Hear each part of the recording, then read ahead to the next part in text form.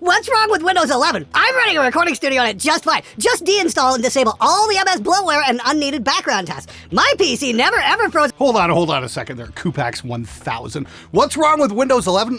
Let me see here. You just listed it off. You need to deinstall and disable all the MS bloatware and unneeded background tasks. Why can't it just work?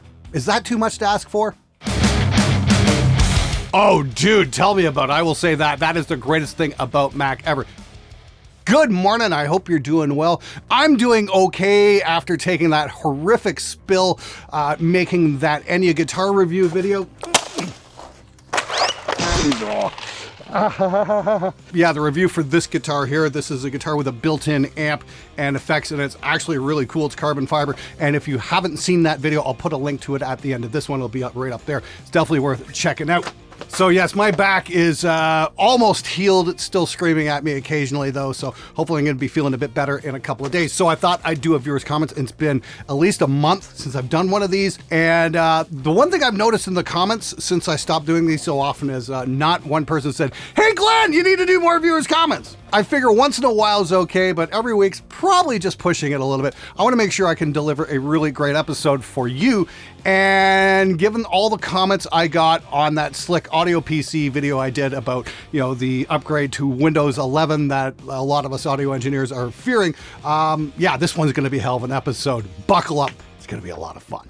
Dude, you obviously do not know shit about computers or operating systems. Stick to the music stuff you're barely functioning on.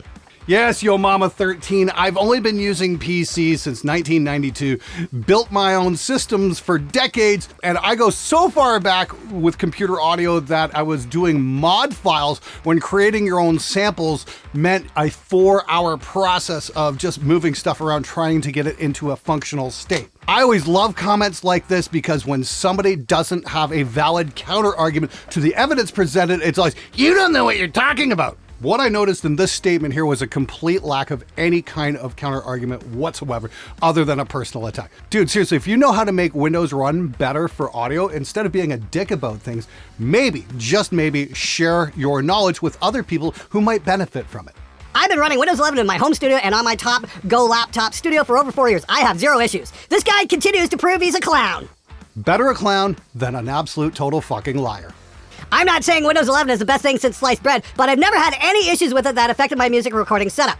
Jeremy, seriously, after being a Windows user since the early 90s, I've got to take that statement with just a little grain of salt. If you're not having problems, that might be true if you've never actually turned your computer on after installing Windows. But to say it's trouble-free, oh, come on, this just came up the other day, and that's affecting all of us. So while your case might be true, I've got to ask, what are you actually doing with that machine? Are you running a studio day to day? Do you have clients coming in? Do you have to deliver the goods on time and on budget? If that's your situation and you're not running into problems, dude, please share your Windows setup with the rest of us. Because that has been far from my experience from using Windows over the decades. My last Windows 10 update on a restart froze on 99% and never finished. Then my laptop died after a couple more update attempts and has never been able to boot since. Now, I've got a question for the viewer, you at home. Answer me this. If you've ever done Windows, have you ever had it hang on an update? I have.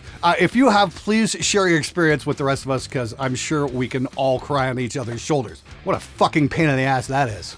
Wait, what was the thing you said about unplugging it from the internet after they stopped supporting it around 7 minutes?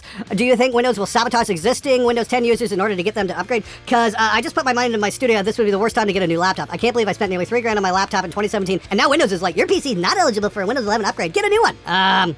No, I'm not saying Windows is going to sabotage it, but I'm going to say hundreds of thousands of hackers would love to. So yes, if you've got an older machine, say running Windows 10, you might want to consider unplugging it from the internet so you're not vulnerable to internet-based attacks. If your machine's running fine, if your PC is running fine, and it's doing the thing you need it to do to run your studio, then leave it. Just don't connect it to the internet. Like the computer in this Neve here is a Windows 10 based machine. That's never touched the internet because all I needed to do is just control the automation and all the EQ and compressor settings because this is digitally controlled analog and it's just, holy shit, it's fucking amazing. But the thing is, it's not supported anymore, so there will be security holes that will be exploited by people out there. So my suggestion would be to do what I do here. Don't connect it to the internet. Oh! And it's been so long since we've had one of these. It's the Butthurt of the Week.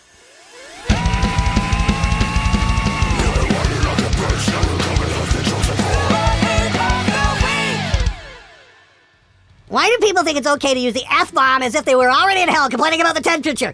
Obnoxious! Why the fuck do self-righteous douchebags insist on getting upset about me saying words like shit and fuck?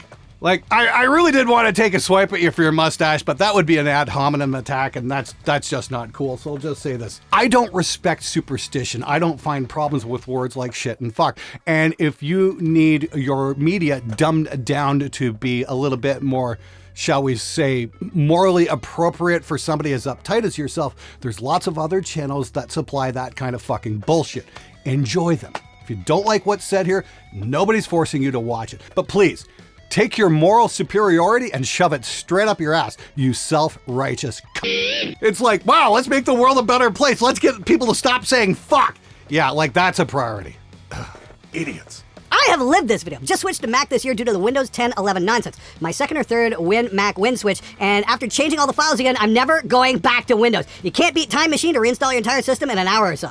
Oh, dude, tell me about it. I will say that is the greatest thing about Mac ever, is if you've got a system that's working great, you can just literally copy it over to your new machine and just go. That is one of the single best selling features of Mac. And if you've got like a crap ton of plugins installed and everything else, it's just the way to go. Maybe one of you PC experts can explain to me why that's not possible in Windows. Because obviously I don't know what the fuck I'm talking about. Oh my fucking God! Careful, man, you're gonna piss off Butthurt of the Week guy. Just bought a PC for the first time in decades. I can't believe how rough the onboarding process is. 12 hours in, I'm still downloading stuff. Yeah, that sounds about right. Really happy I also have Macs for recording, and yes, I bought the PC for gaming. I will say this, I played a little bit of Battlefield 6 over the last couple of days. Ripping good time. If you're a PC gamer, I definitely recommend checking it out. And then when you get done gaming, pull up your Mac to get work done.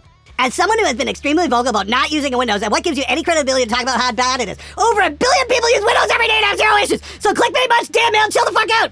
Christopher, did your mother drop you on your head? I said at the beginning of that video, I've been using Windows since 1992. Did you just gloss over that slightly inconvenient fact to type your response? Are you really that fucking stupid? Oh, fuck, I said the F word again. No, it's gonna make Mustache Butthurt of the Week guy have a fucking brain aneurysm. I really do not understand why anybody would use Microsoft Windows. I'm retired and worked in high tech all my life as a system network security engineer for decades. Almost all businesses would use Windows, and I absolutely hated it. The monthly security update cycle caused more problems than it solved. I'm a musician and recording buff, and as soon as I retired, I moved over to the Apple one. Mac, iPad, and iPhone. Oh my God, this stuff just works. No more of that ASIO crap, no more rebooting all the fucking time. Migration tools to a new system, flawless, core audio, remarkable. You have to be a masochist to still be using Windows. Hey, Stefan Verberner, it sounds like you don't know what the fuck you're talking about, according to your Mama 113. Spend an entire career in computers and audio, your lack of knowledge is astounding. And yet I've managed to crank out over 2,000 episodes on YouTube about producing music in your home studio. That's an absolute miracle considering the lack of knowledge I have. Hey Glenn, have you considered dumping Microsoft and just getting a Ubuntu Studio or AV Linux? I think the next commenter has a good answer to that question. Well, you can run Reaper and DaVinci Resolve on Linux, which is, let's say, it does kind of run, if you know your wizard spells in the command line. But I must say, for the idea of Pipewire, it is kind of neat. It lets you route audio through sources around. Big problem, though. Pipewire does not allow for recording in DaVinci. So that pretty much sucks hard. Overall latency is not good on Linux. At least I never really got it under control. And that's why I've never really delved into Linux, because it looks like it's just gonna substitute one set of problems for another set of problems. The Mac thing, especially for audio production, just fucking works. And that's the point when you're doing content for a living, when you're doing it professionally. You don't have time to fuck around trying to make things work the way how you want them to. You just want the thing to do the thing you need it to do, to get your content out the door. Linux does sound pretty interesting, but right now I just can't see myself doing it, learning a whole new operating system, and then going through all the steps to get audio working on it. That just sounds like a giant fucking nightmare. Glenn, please tell me the setting on the 640 Rex. I love it on kick and bass, but never tried it on a guitar cab. Ah, the Lewitt 640 Rex, the hidden guitar cab mic weapon of awesomeness. My two friends, Max Cochet and John Brown, came up with that idea. It's like, hey, let's take this interesting kick mic with dual elements and throw it up on a guitar cab. And yeah, it's great. It's perfectly in phase. Just throw it up, mess it around. You know, I leave the faders at about the same. I set the gain the same, and just kind of blend the two faders to taste. Maybe one a little brighter, one a little darker, and away you go. And you've got something fairly unique in terms of guitar sound. It's a total no-brainer. It's a total easy system to do it. That's the Lewitt 640 Rex. If you're miking cabs, you definitely want to get your hands on one. It's just fucking amazing. And no, Lewitt didn't pay me to say that. I say that because I use the damn thing. Curious as to what mod files you created. Love the format back in the 90s, and well, mod artists. Those are like the MP3 back in the days of the humble 386 running Windows, Winamp, and the boring Excel spreadsheet.